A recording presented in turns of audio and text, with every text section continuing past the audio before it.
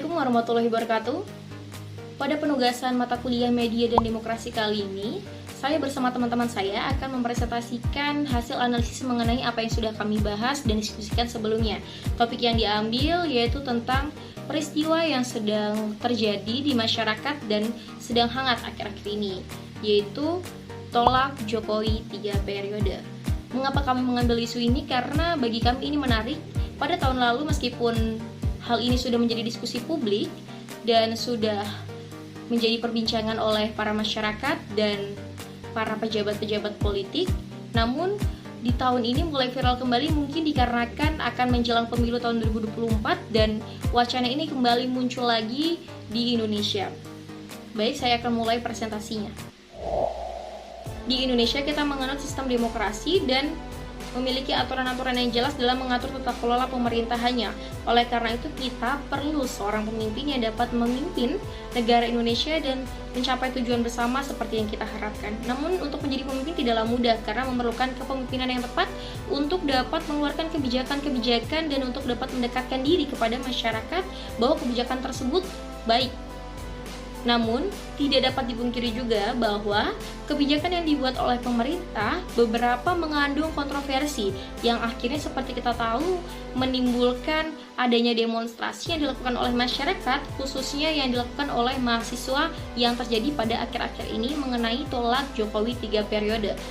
Pada tahun 2014, Jokowi dilantik sebagai seorang presiden Indonesia secara resmi dalam menggantikan Presiden Susilo Bambang Yudhoyono, dan beliau sudah menjabat selama 2 periode yaitu selama 10 tahun.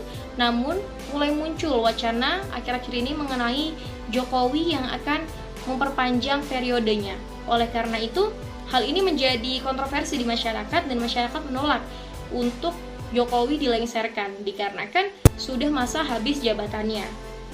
Hal ini sesuai dengan salah satu konstitusi yang akan kami jelaskan pada pembahasan selanjutnya. Di sini saya akan membahas mengenai apa yang telah dibahas oleh kelompok kami. Yang pertama yaitu penundaan pemilu dan perpanjangan masa jabatan presiden. Retorika perpanjangan masa jabatan presiden kembali mengemuka setelah beberapa partai koalisi seperti PKB, Golkar, dan PAN menyampaikan pandangannya kepada media bahwa pemilu 2024 ditunda 1-2 tahun. Retorika penundaan pemilu sangat bermasalah karena tidak memiliki dasar konstitusional yang kuat. Argumentasi yang dihadirkan lebih kepada realitas jangka pendek dan kepentingan ekonomi elit penguasa. Wacana juga berdampak lain, yakni meningkatnya masa jabatan presiden dan badan-badan terpilih lainnya seperti MPR, DPR, DPD, DPRD, bahkan kepala daerah. Jika usul ini direalisasikan, jelas melanggar Undang-Undang Dasar 1945 karena dalam pasal 22E ayat 1 Undang-Undang Dasar 1945 yang isinya menegaskan bahwa pemilu dilakukan 5 tahun sekali, dan pada pasal 7 Undang-Undang Dasar 1945 mengatur bahwa masa jabatan presiden dan wakil bersifat tetap atau fixed term, yakni 5 tahun dalam 1 periode, dan maksimal jabatan presiden adalah 2 periode. Yang artinya, Bapak Jokowi sudah memenuhi 2 periode tersebut. Presiden Jokowi memiliki 3 gaya kepemimpinan, yaitu yang pertama adalah partisipatif atau selalu ikut atau terlibat dengan anggota saat akan mengambil keputusan, atau kegiatan seperti tindakan belusukan yang sering dilakukannya. Kedua yaitu karismatik, yang dimana Jokowi dapat menyelesaikan masalah yang dapat menarik perhatian orang lain.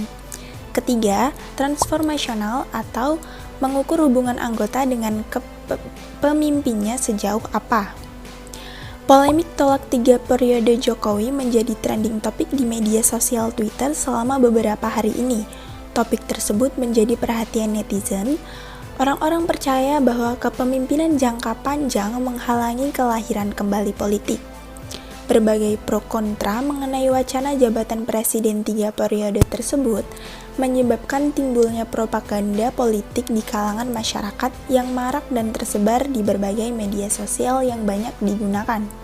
Salah satunya adalah media sosial Twitter ini. Di media sosial Twitter, ramai masyarakat menggunakan tagar-tagar seperti tolak 3 periode, BEM Nusantara. Kemudian mahasiswa bergerak, saya bersama Jokowi, dan lain sebagainya. Wacana masa jabatan Presiden Joko Widodo 3 periode membuat berbagai respon dan persepsi yang beragam dari masyarakat, baik pro maupun kontra. Meskipun masih berbentuk wacana, akan tetapi hal tersebut sudah mendapatkan berbagai tanggapan dari para elit politik dan masyarakat. Demikian pembahasan dari kelompok kami. Kesimpulan, kewajiban melaksanakan pemilu untuk memilih presiden, wakil presiden, beserta anggota parlemen telah diatur secara konstitusional di dalam pasal 22 ayat 1 dan ayat 2 Undang-Undang 1945. Pasal tersebut secara tegas telah mengatur bahwa pelaksanaan pemilu dilaksanakan setiap 5 tahun sekali. Adapun jika dilakukan perubahan konstitusi melalui amandemen UUD 1945 untuk melegalisasikan penundaan pemilu 2024, perubahan konstitusi harus dilakukan dalam kepentingan semua kalangan di suatu negara. Penyebab timbulnya gerakan partisipasi politik menurut Weiner tahun 1994 antara lain karena modernisasi dalam segala bidang kehidupan yang menyebabkan masyarakat makin banyak menuntut untuk ikut dalam kekuasaan politik, serta pengaruh kaum intelektual dan komunikasi massa modern. Artinya bahwa pengalaman perpolitikan di Indonesia dengan adanya kasus seperti Omnibus Law yang belum lama terjadi menjadi salah satu alasan bahwa menurut masyarakat gaya kepemimpinan Jokowi dinilai kurang mendengarkan aspirasi masyarakat. Menurut hasil penelitian menyimpulkan mengenai polemik media sosial telak Jokowi 3 periode bahwa demokrasi yang terjadi melalui media sosial Twitter telah mencuat dan sifatnya masif. Demokrasi yang terjadi secara virtual dalam penelitian ini pula adalah proses yang mendukung debat politik terjadi, terciptanya musyawarah dan pula pembentukan golongan. Ini terlihat pada akun-akun netizen terdapat mendukung menggunakan hashtag saya bersama Jokowi dan yang menolak kepemimpinan presiden selama 3 periode dengan hashtag mahasiswa bergerak. Di samping itu, semua pihak juga diharapkan dapat membiasakan diri untuk memanfaatkan media sosial dalam kegiatan-kegiatan kerja yang produktif dan mengisi isi-isi berita atau informasi yang bermanfaat. Pengguna media sosial juga wajib mengerti dan paham mengenai Undang-Undang Informasi dan Transaksi Elektronik atau UU ITE yang menjadi payung hukum dan pedoman hukum positif yang berkaitan menggunakan segala kegiatan pada dunia maya. Sekian dan terima kasih.